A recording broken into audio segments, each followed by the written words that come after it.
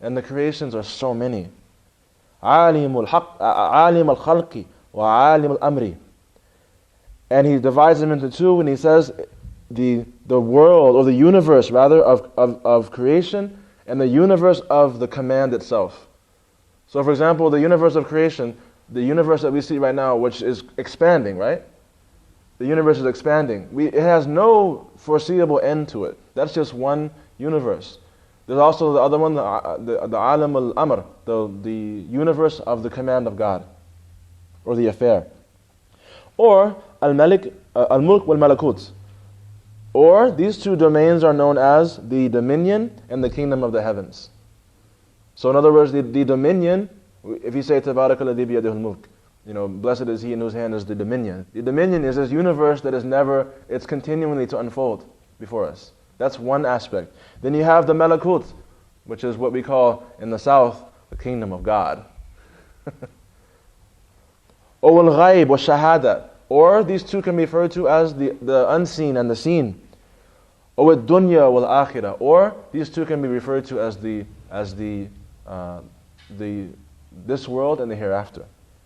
Or al-Hiss wal Ma'na. Or it can be referred to as the realm of the senses, right? Was it taste, touch, smell, hearing, sight? Not necessarily in that order.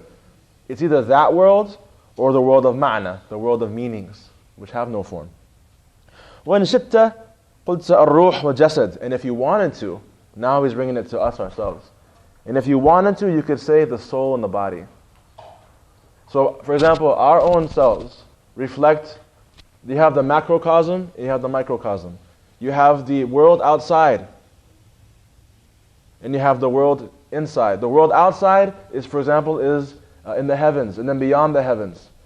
Well, that we are a mirror of the universe, and ourselves mirror each other. So just as you have that outside, you have that inside. These two realms that we are the jasad. Everyone say jasad. Jasad. That means, that's Arabic. It means body, and the ruh. Yeah, jasad and ruh. Jasad, it's the world of the senses, right? It's cold, for example. Does my ruh feel cold? No. Where's the ruh? Exactly. The seen and the unseen. I myself, I am the seen and the unseen. I am the seen and I am the unseen. I have a ruh. You don't believe me? One day when I don't have it anymore, you'll see a difference. You know that I saw a documentary, scientists don't even know when the actual time of death occurs. They try to measure it, they don't know exactly. They have tests to see if someone's dead. They don't know when exactly life and death, like what is the border between the two, they don't really know. So for example, a person could be on a machine. May Allah save us from that, where they can be on a machine and they could literally look like they're alive. Their bodies are still warm, but there's absolutely no response. Are they alive? Then they have another one where, you get the point. Basically, there's no way to tell when someone is alive or dead. There's no way to tell when the exact moment itself occurs. Human beings we're the greatest mystery that there is. Yeah. When someone is considered, like say, like they're in a coma, like rest or whatever, do they have a soul? That's the whole point. It's like, that's the whole point. What's the difference between? That is exactly the point of the conversation. Like, when the relationship between the soul and the body, no one can really pinpoint it. We know there's a body. There's even an argument as to whether or not there's a soul. Okay, well the Muslims, obviously that's not our argument, but people do argue about that. My question is like, okay, fine. If there's no soul, then how come it is that when my bodily functions stop working and I have no more response and I start to decay? What happens then? What left? Something's not there anymore. They don't believe it, some of them, because they can't measure it. So they're materialists. All they believe is in what they can see and touch. So that means they're only dealing with half of the story. You and I, we ourselves are the seen and the unseen. And we reflect the world that's outside of us. Macrocosm, which means the big paradigm. Microcosm, the miniature paradigm. That's what we are.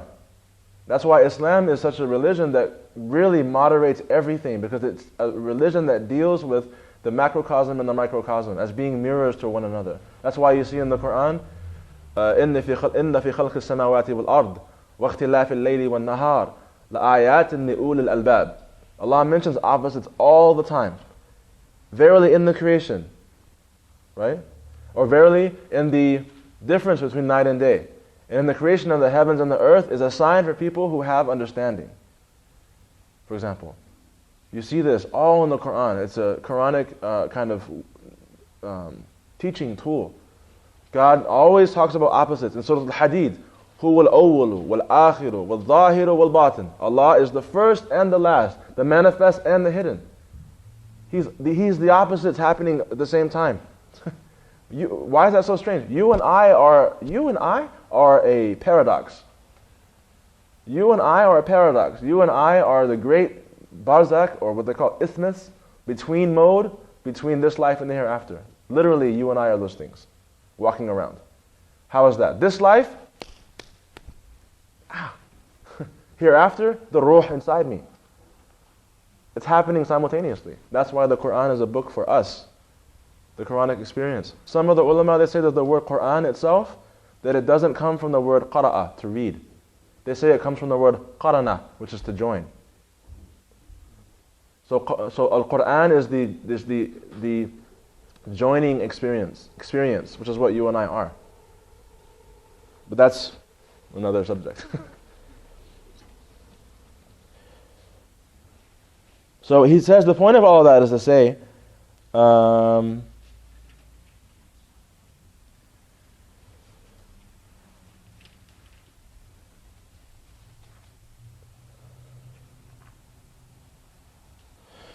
and so since there are these two opposites, then it's appropriate then for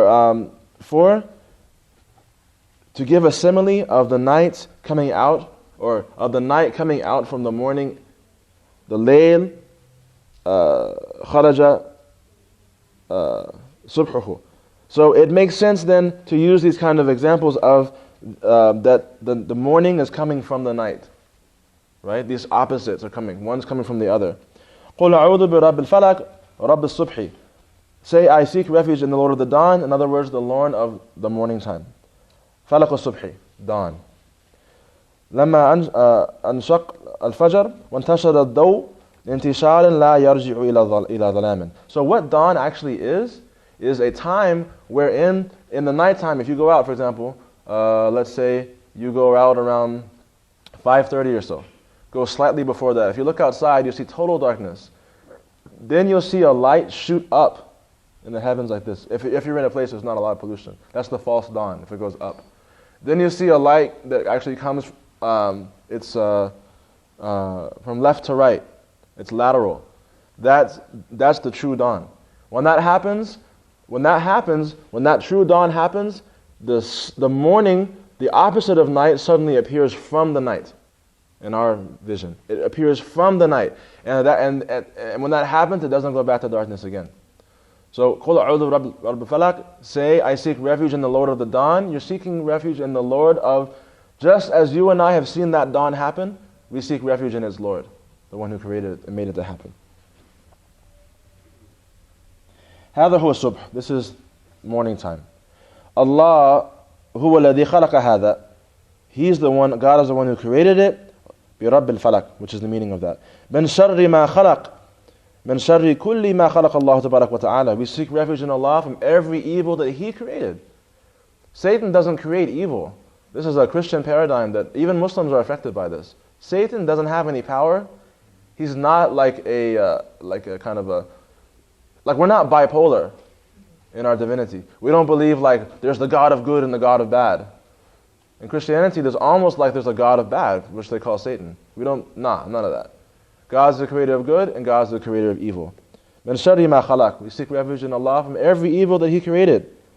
Al-mawjudat qismani. The Shaykh says that creation or being is of two types. A portion or a type which is completely void of evil, which is the world of the command. In other words, the world where the soul comes from. The world where the soul comes from is completely devoid of evil altogether. La sharun fihi. And then there's another portion wherein there is evil, and that's the world of khalq, the world of the creation itself, which is this, the five senses. That's where evil manifests. Question might come from somebody then. Okay, if the world of the soul is free of evil, then how do people's souls fall into evil? Anyone want to take a stab at it? What happens is when the soul is entered into the body, وَنَفَخْتُ فِيهِ مِنْ رُوحِي, when the soul is breathed into the body, the soul's positive momentum turns back on itself because it feels trapped inside of a cage. Just like if you were to trap an animal inside of a cage, for example, or some kind of being inside of a cage. Imagine this, you ever seen solitary confinement? You ever seen anybody in that before? They're in there for a long period of time. They actually go stir crazy. They lose their minds. They start pacing back and forth. They can't tell that time has no meaning to them. They have that kind of wild look in their eyes because of lack of stimulation. They don't talk to anyone. By being isolated like that, they actually go stir crazy. Well, the soul inside of the body, it's like it's in solitary confinement. Who is it being confined from? The Lord that it praised. So when you say subhanallah, you're stimulating your soul. When you don't say subhanallah, your soul is not being stimulated, hence a bunch of crazy people. Stir crazy. They got that wild look in their eyes. Yeah, because they're confined from their Lord. If you want to have peace in your heart, it's not going to come through, unless you have some kind of a emotional, rather psychological problem, which is true. You're not going to find peace by creating a sense of interaction with your Lord. You're not going to find peace by being, for example, like in solitary confinement, let's say you read a book. How long can you read a book for before you start to get bored with it? You need interaction. Well, the soul is the same way, and its interaction is with Allah subhanahu wa ta'ala and with other souls. That's why Islam is a social religion. Islam is not a religion of monks. It's a social religion. You and I need each other to be able to continue. I need you to say Allah so that I don't think I'm crazy.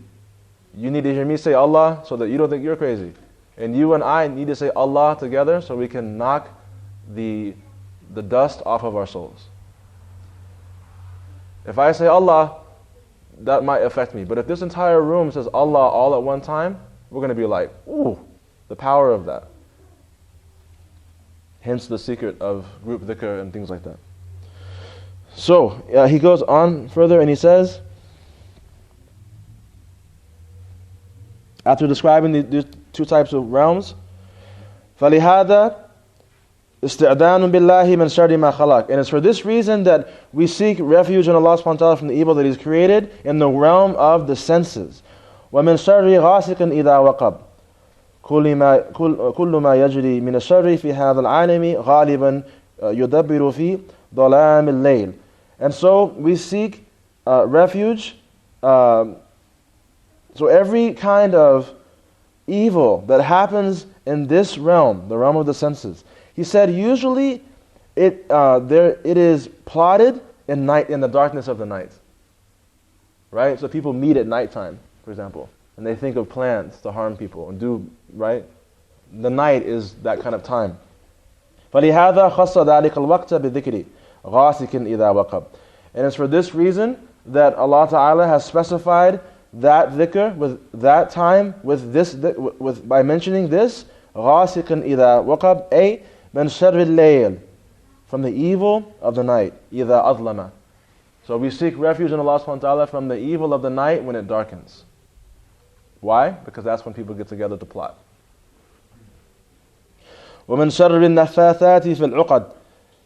And from the evil that is and from the evil of the breathers, right? Those who blew into the knots. السحرة كبنات اللبيد الآتي